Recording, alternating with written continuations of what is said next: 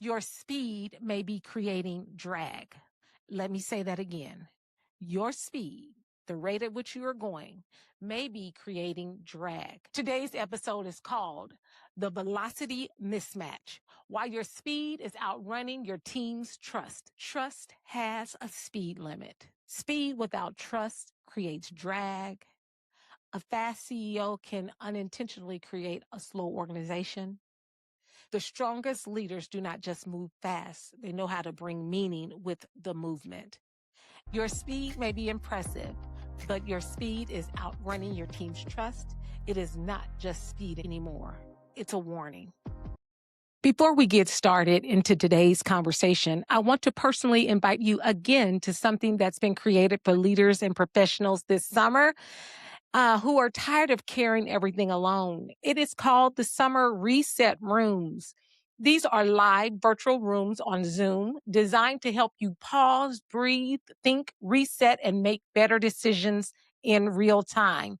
This is not theory. This is not fluff, not another webinar where you sit with your camera off and collect the information that you never use. These are rooms where we can talk about leadership, relationships, pressure, communication, emotional regulation, conflict, avoidance, and silent patterns that are shaping how we show up at work and at home. There are 2 rooms available. The Leadership Reset Room meets on Tuesdays from 12:05 p.m. to 12:55 p.m. Eastern Time. The cost of that room is $39 per session.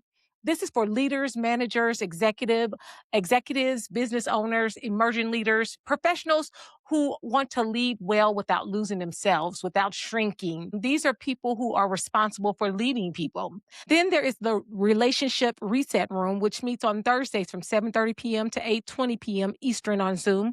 The cost of that room is $25 per session. This room is for the personal side of work because, let's be honest, some of the patterns that show up in the boardroom are rehearsed first in the living room. Some of the communication breakdowns at work are not just workspace issues, they're human issues. And sometimes we do not need another strategy. We need a room to tell the truth, a room to reset your thinking, a room to stop performing, a room to hear yourself clearly again. So, if you are in need of one of those kind of spaces, visit AuthenticEncountersLLC.com and sign up for one of the summer reset rooms. Leadership rooms, Tuesday, 12:05, $39. Relationship room, Thursday evening, 7:30 p.m., $25. You do not need more noise. You need a reset. Now, let's get into today's episode. Today, we are in week 2 of the Reckoning series, and we are talking about something that a lot of CEOs, executives, founders, and high capacity leaders do not want to admit. Your speed may be creating drag. Let me say that again. Your speed, the rate at which you are going, may be creating drag. You may be moving, thinking, deciding, meeting, pivoting, changing fast, and expecting everyone around you to keep up. But here is the reckoning. Just because people are moving does not mean that they are aligned. Because your team is busy does not mean they are clear. And just because your organization is growing does not mean your culture is healthy enough to hold the weight of that growth. And just because you can move fast does not mean your organization can metabolize your speed. Today's episode is called The Velocity Mismatch: Why Your Speed is Outrunning Your Team's Trust. And the question we are sitting with today is this: why does a fast-moving CEO create slower results across the organization? And here's the answer. A fast-moving CEO creates slower organizational results when their pace outstrips the team's ability to process, align, and trust each decision. That creates a velocity mismatch where speed at the top translates into confusion, rework, burnout, disengagement, and quiet resistance at every level. This is not an anti-speed conversation. Speed matters. Jeff Bezos has written about the importance of high velocity decision making and said, speed matters in business. And I agree with that. The problem is not speed. The problem is speed without trust, without translation, without infrastructure, without emotional maturity, speed without enough shared meaning for people to understand where we're going, why we're going there, and what changed since the last thing you told me was urgent. That is where speed stops being strategy. It becomes a lot of noise. Welcome back to Lena Speaks, the podcast. I'm your host, Lena Morris, founder and CEO of Authentic Encounters. I work with CEOs, executives, leadership teams, organizations, and individuals who are ready to move beyond surface level leadership and into deeper transformation. Here we talk about the real things, the things people whisper about after the meeting, the things culture surveys hint at but do not always say plainly. We talk about the things leaders feel but do not always have language for. And finally, the things that show up in your meetings, your marriages, and your management style, your team dynamics, your avoidance, your overfunctioning, and your silence. This podcast is for people who are ready to lead with more truth, courage, self-awareness, and responsibility. Not perfect leadership, real leadership. And today we are dealing with a leadership tension that can quietly damage both your organization and your relationships. The tension between your pace and other people's capacity. Let's get into it, good people. Somewhere along the way, speed became a status symbol. We celebrate the fast responder, the quick decision maker, the CEO who can walk into a room, hear 3 updates, make 5 decisions, approve 2 pivots, reject 1 proposal, and still make it to the next meeting with 4 minutes to spare. We call that impressive. And sometimes it is. But sometimes what we are calling impressive is actually underdeveloped integration. Sometimes the leader is moving so fast that nobody has time to ask, did we understand what just happened here? Nobody has time to ask, do we have the capacity for this? What does this decision undo? Nobody has time to ask, who needs to be brought along before this becomes the new direction? And here is where it gets dangerous. High velocity leaders often mistake their ability to process quickly as evidence that everyone else should be able to process quickly too. But leadership is not just how fast you can move. It is how responsibly you can move while still bringing people with you. There is a difference because when your speed becomes the culture, people stop telling the truth. They start adapting to your pace instead of engaging with your strategy. They start saying yes before they even understand what came out of your mouth. They start nodding in meetings and asking each other what the other clarifying questions afterwards.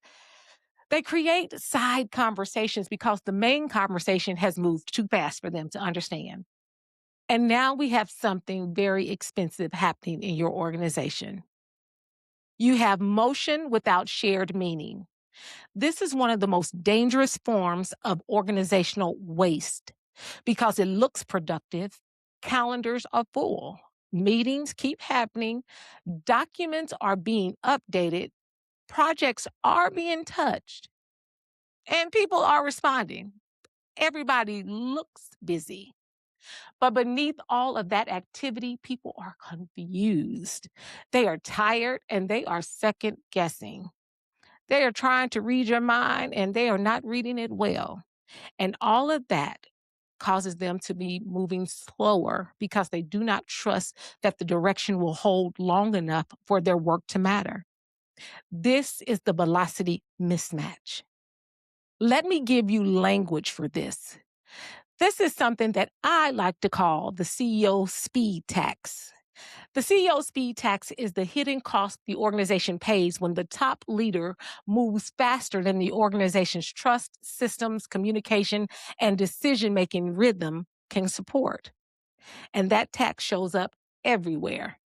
Shows up in rework because people start working on one version, but then that version becomes version 2, and version 1 was never done. It shows up in burnout because everything feels urgent. Everything cannot be urgent. It shows up in attrition. Your highest capacity people may not leave because they hate the mission. They may leave because the pace no longer feels sane. It shows up in culture. People become more loyal to managing your mood and your momentum than telling the truth. It shows up in leadership team meetings. I know what that means. The executive team spends more time decoding what the CEO is saying than leading their own departments. And then it shows up at home too. Let's not pretend this is only organizational. Some of you do this in your personal life. You move fast emotionally, mentally.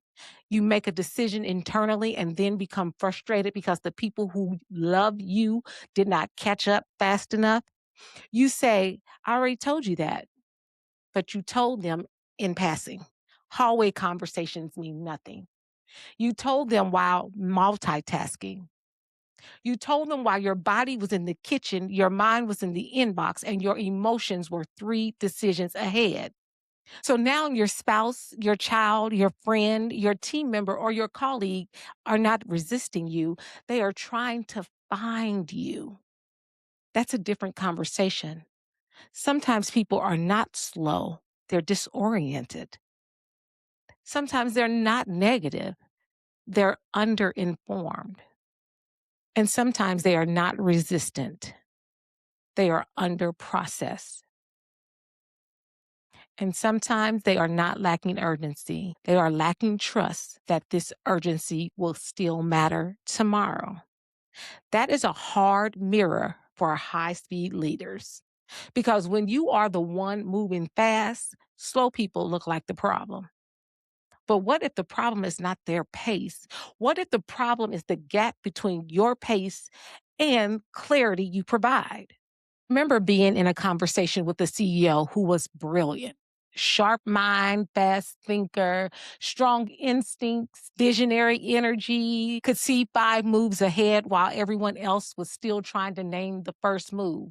And honestly, that kind of leadership can be powerful. But in that conversation, there was also a pattern.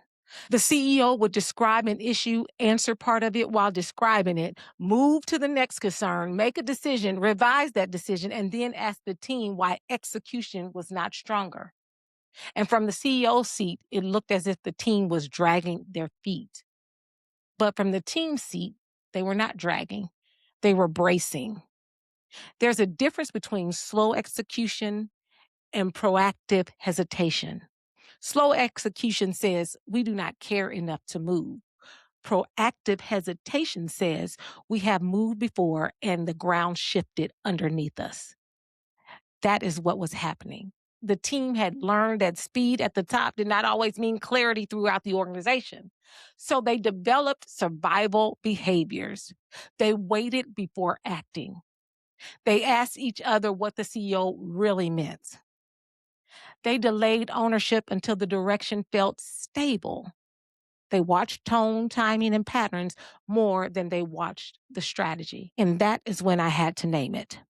The issue was not that the CEO needed to slow down and become someone else.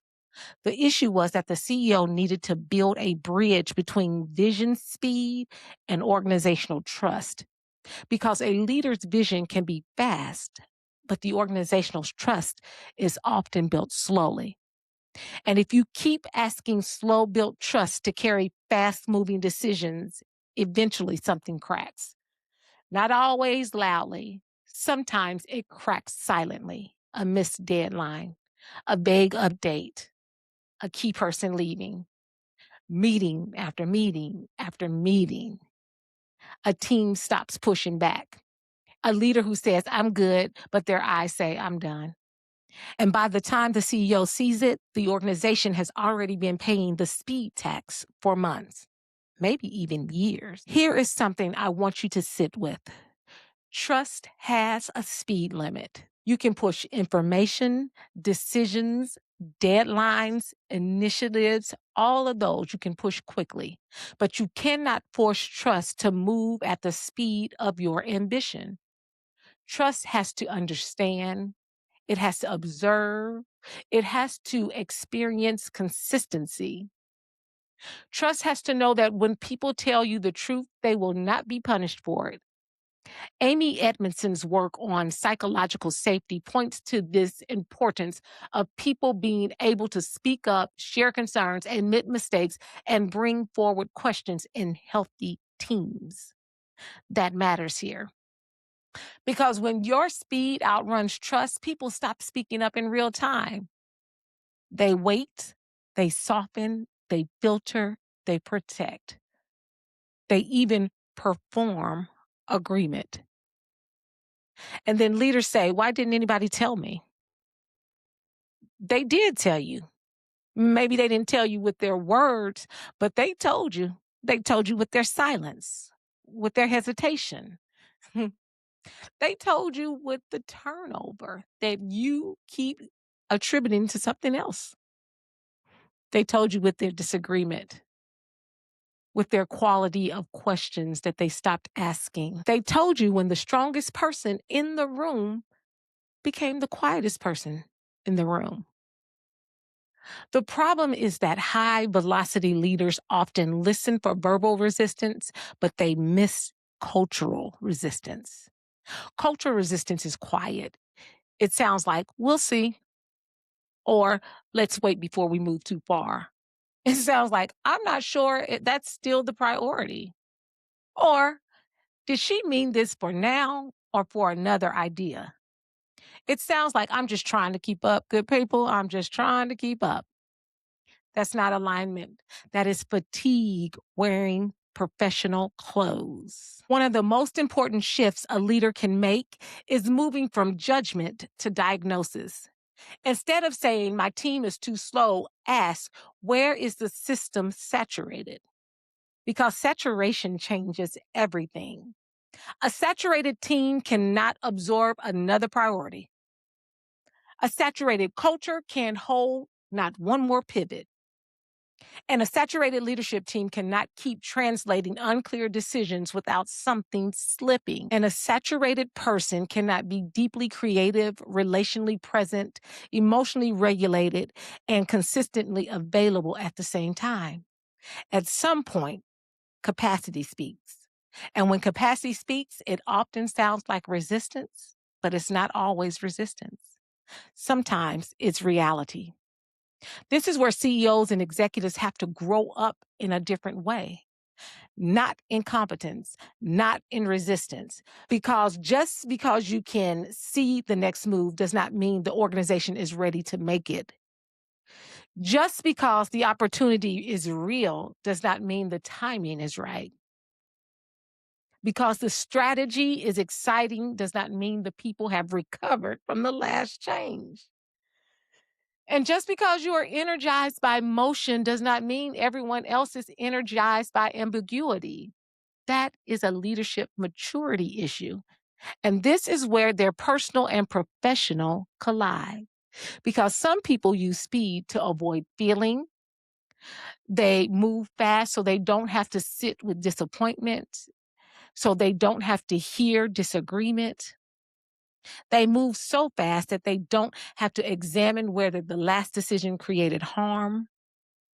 They do it so they don't have to acknowledge their urgency, maybe exhausting people that trust them. This is not innovation. This is avoidance with a calendar invite. And yes, that is edgy, but it is true. Let's talk about one of the clear signs of velocity mismatch. The meeting after the meeting. We've talked about that before. You know what I mean. The official meeting ends, everybody smiles, nod. You've all been a part of it. It's probably happening in your building right now, this week. Everybody appeared to be on board. Then the real meeting starts. This is so normal. The hallway meeting, the team chats, the text threads, the call between the two directors or VPs, the quiet conversation that starts with, okay, what did you take from that? That's not always gossip. Sometimes it is. But sometimes that's your organization trying to create the clarity it did not receive in the room. Now, let me be careful. There are times when the meeting after the meeting is unhealthy. Absolutely. It can become passive aggressive, very political, and undermining. I acknowledge all of that. Okay.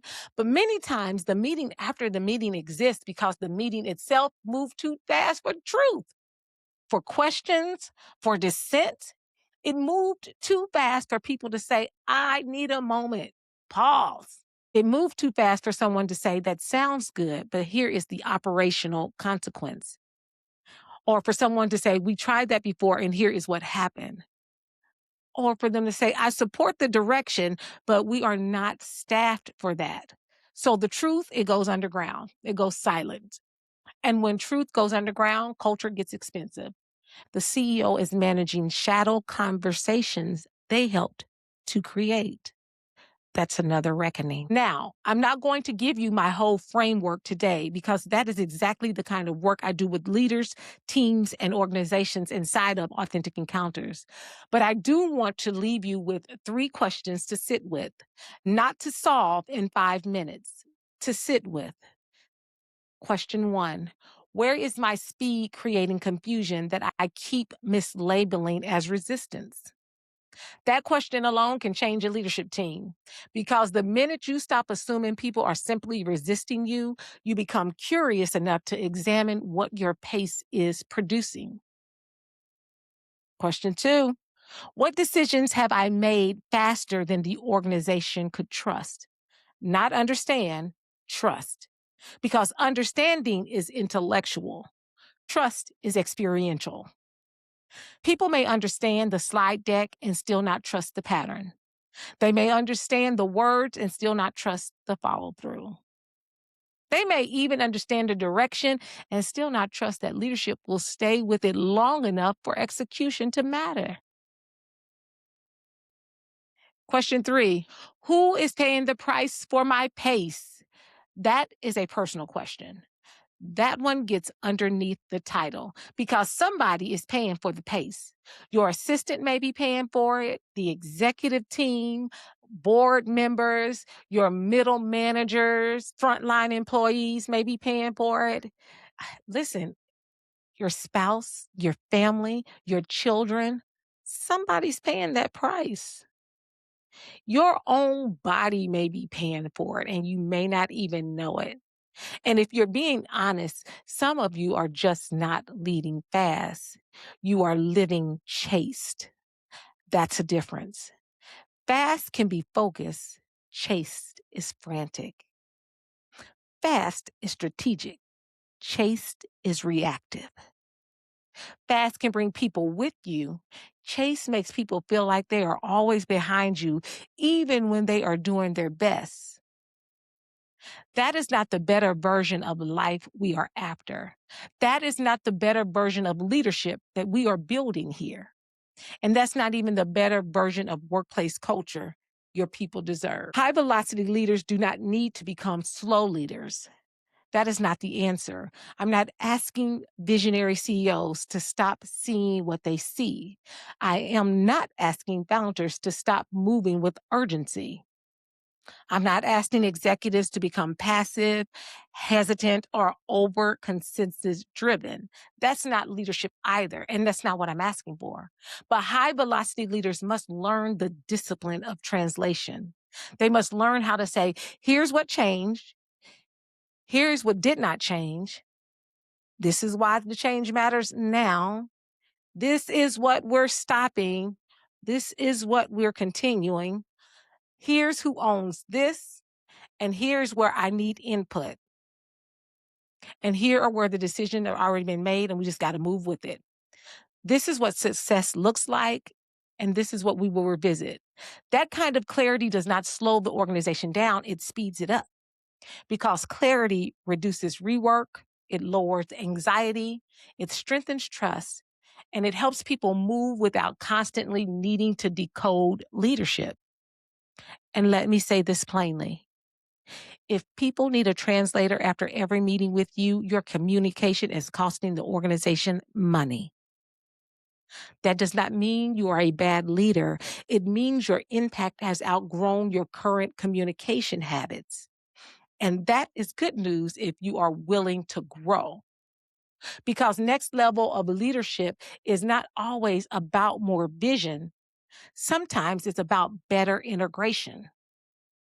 Sometimes it's about emotional pacing, about knowing when to move, when to pause, when to explain, when to listen, and when to let the organization catch a breath. Now let's bring this home, because this is not just a CEO issue. This is a human issue. Some of us have been praised for being fast, strong, capable, productive, efficient, and available. We know how to get things done. We know how to push through. We know how to read the room, yada, yada, so forth and so on. We solve the problems, right? We make the things happen. Trust me, I get it. But here is the question. I've even had to ask myself as an effective leader, at what cost? Where has your pace cost you peace? What has your urgency cost your relationships? Your ambition cost your ability to be present? What has your speed cost your self-awareness? What has your capacity caused other people to assume about you? Because high capacity people are often lonely in a very specific way. People see what you can carry, so they keep adding weight. And because you are used to carrying the weight, you keep accepting it. Then one day you look up and you realize you are not leading from vision anymore. You are leading from pressure. You are not communicating from clarity. You are communicating from compression. You are not deciding from wisdom. You are really just deciding from fatigue, because we get tired.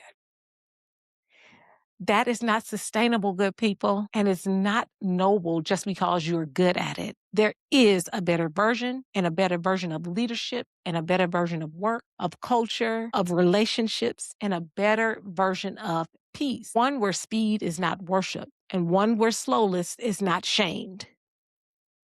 One where urgency is not used to avoid accountability. One where clarity is not optional. One where the CEO can move boldly and still build trust.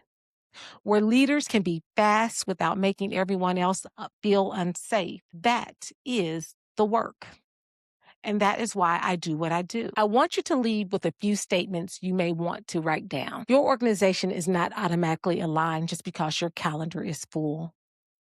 Speed without trust creates drag. A fast CEO can unintentionally create a slow organization. People are not always resisting your vision. Sometimes they are recovering from your pace. If your team needs a translator after every meeting, your communication is costing organization money. Adrenaline can carry a crisis, but it cannot carry a culture. Trust has a speed limit. The strongest leaders do not just move fast, they know how to bring meaning with the movement. And this one may be the hardest. Some leaders are not leading with urgency. They are leading from being chased. Because directing is not meant to shame you. It is meant to wake you up. Listen, if this episode is hitting somewhere deeper than you expected, that's probably a sign. If you are a CEO, executive, business owner, senior leader, or leadership team member, and you know your organization is moving fast, but trust is thinning, I would love to support you. This is the kind of work we do at Authentic Encounters. We help leaders and organizations move beyond training into transformation. It's not performative culture work. This is the real culture work, the get it in the mud work, right? The kind that looks at communication, trust, decision-making, leadership behavior, team dynamics, emotional intelligence, organizational patterns, and the hidden gaps between what leaders intend and what people actually experience. Because sometimes the strategy is not the problem. Sometimes it's the pace. Sometimes people are not the problem. Sometimes it's the pattern. And sometimes the organization does not need more pressure. It needs a better way to move. If that's the work your team needs, please visit AuthenticEncountersLLC.com. And if you personally need space to pause and reset, join me in the summer reset rooms. As a reminder, the Leadership Reset Room meets Tuesday at 12:05 p.m. Eastern Standard Time on Zoom for $39 per session. And then the Relationship Reset Room meets Thursday evening, 7:30 p.m. Eastern on Zoom, $25 per session. You can sign up for both of those rooms at AuthenticEncountersLLC.com. Thank you for listening to this week's episode of Lena Speaks, the podcast. If this conversation challenged you, confirmed something you've been feeling, or gave language to something you have been seeing inside your workplace or your life, do me a favor. Please subscribe to the podcast, like this episode.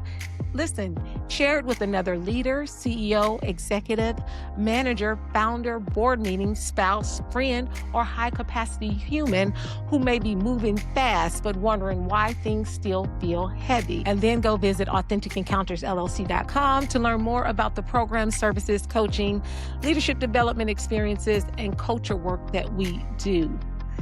This is the Reckoning series, and today we named the Velocity Mismatch. Your speed may be impressive, but your speed is outrunning your team's trust. It is not just speed anymore. It's a warning. Until next time, keep leading with courage, keep telling the truth, and keep becoming the kind of leader your people do not have to recover from. I'm Lena Morris, and this is Lena Speaks.